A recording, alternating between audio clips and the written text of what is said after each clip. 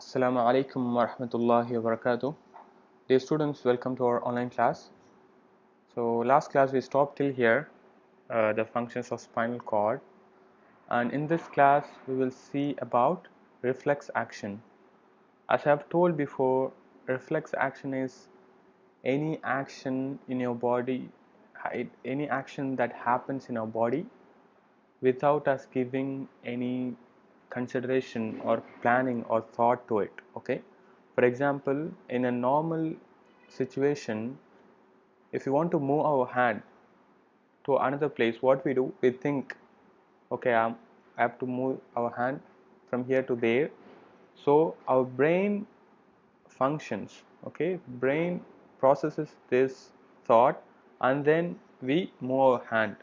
Okay, then we receive the signal and we move our hand. So this is a regular action, but during reflex action, okay, there is an requirement of immediate response. Okay, during emergency situation it happens.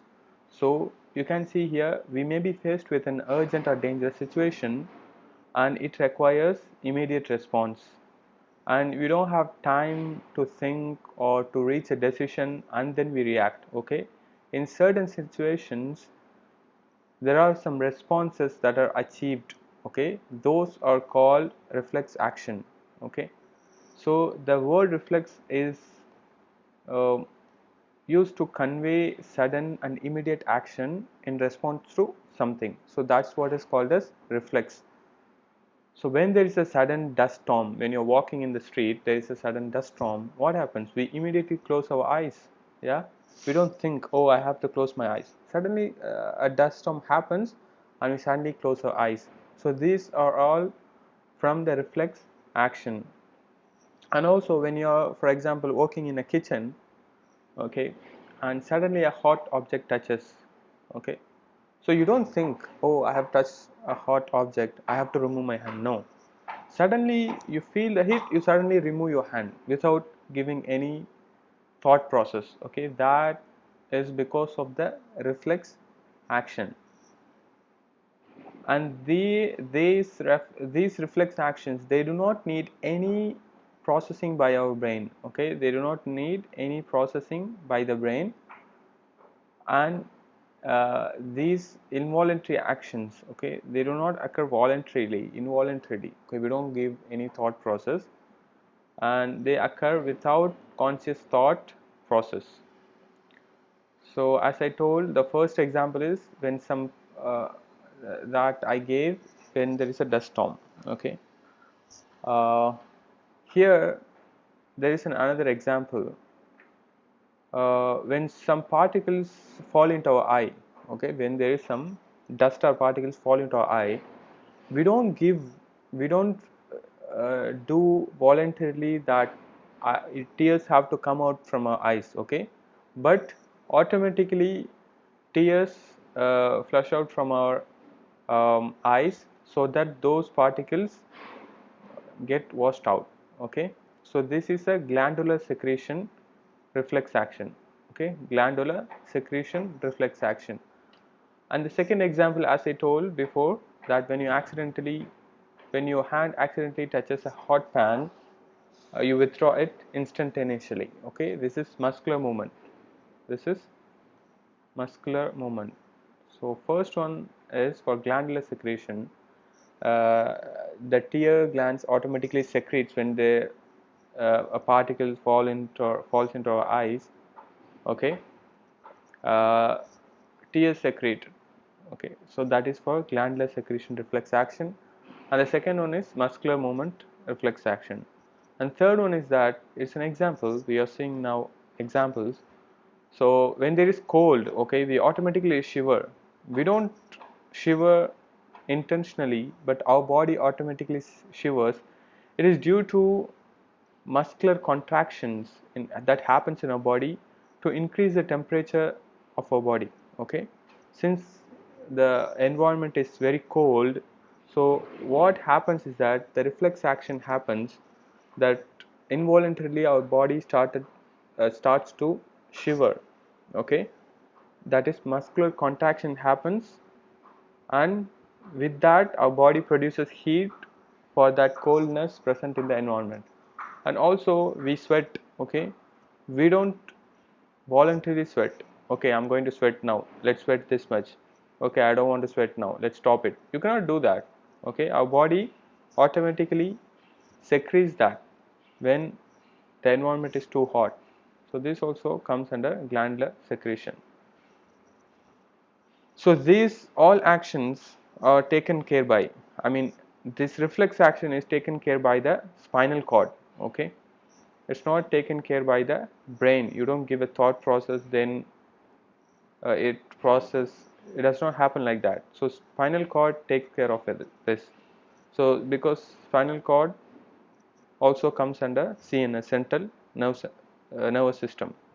So you can see the reflex action may be defined as a spontaneous, autonomic, okay, it happens automatically, and mechanical response. Mechanical response like movement of the muscles or secretion, okay, to a stimulus. Stimulus is something external, okay, something external, internal thing that stimulates something. So it is controlled by the spinal cord. This reflex action is controlled by the spinal cord without the involvement of the brain. So this is the definition of reflex action. So if you are asked in exam what is reflex action, you have to write this definition.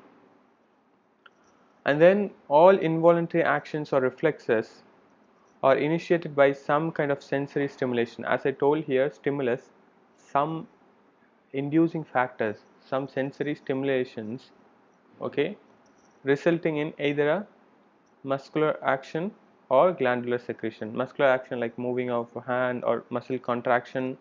Glandular secretion is sweat or other things we saw like tear secretion. So there are types of reflexes.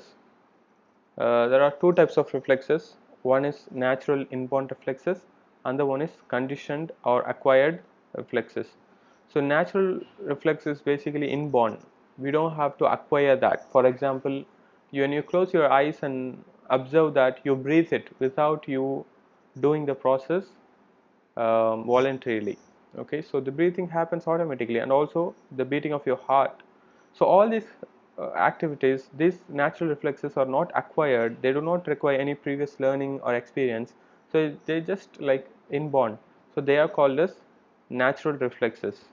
Okay, for example, swallowing and coughing. When you acquire to cough, you just cough it, you don't think and cough. Okay, and blinking of eyelids. And the next one is acquired reflex. These are acquired and experienced, okay, in our lifetime.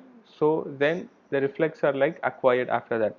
For example, if you smell suddenly biryani, okay, what happens? You secrete saliva, right? Your mouth starts watering. Salivation happens in anticipation that the food is going to come, and I have to eat it. Okay, so that saliva has needed for eating. Yeah? So our body secretes saliva automatically. So because we have eaten biryani before and we know that it is, you like it, and your body thinks that the food is going to come and I'm going to eat it, so saliva is needed. So our body secretes saliva automatically because you have eaten biryani before and you like it.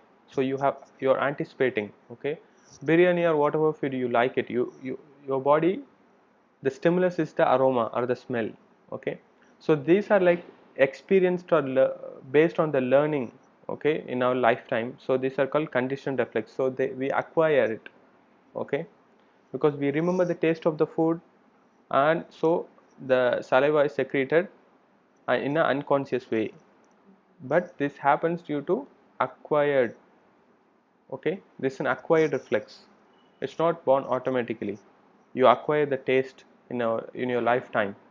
Okay, so but this, it is in order to preserve the conditioned reflex, it is necessary to reinforce it periodically. For example, you smell the good food, okay, and you secrete saliva, the food comes, you eat it, anticipation fulfilled, okay, but the smell is keep on coming and the food is not coming.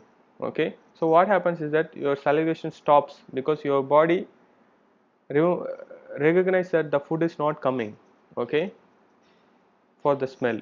So the body stops like salivation because it recognizes. So then uh, so the necessary reinforcement periodically has to happen.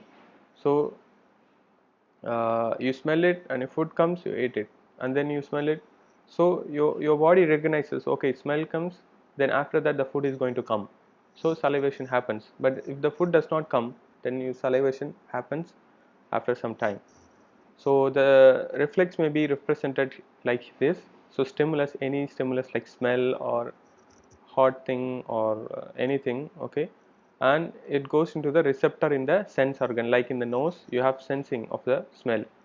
Then it passes to the afferent sensory nerve fiber, okay, sensory nerve fiber. Then it is processed in the CNS, that is central nervous system. Then the afferent motor nerve fiber, it conducts the signal back after the processing of the signal, and it is further is we see the effect in the muscle or in the gland, okay, that is to secrete. Okay, we will stop here inshallah. In the next class we will start from peripheral nervous system. Please study well. Barakallahu feekum. Assalamu alaikum wa rahmatullahi wa barakatuh.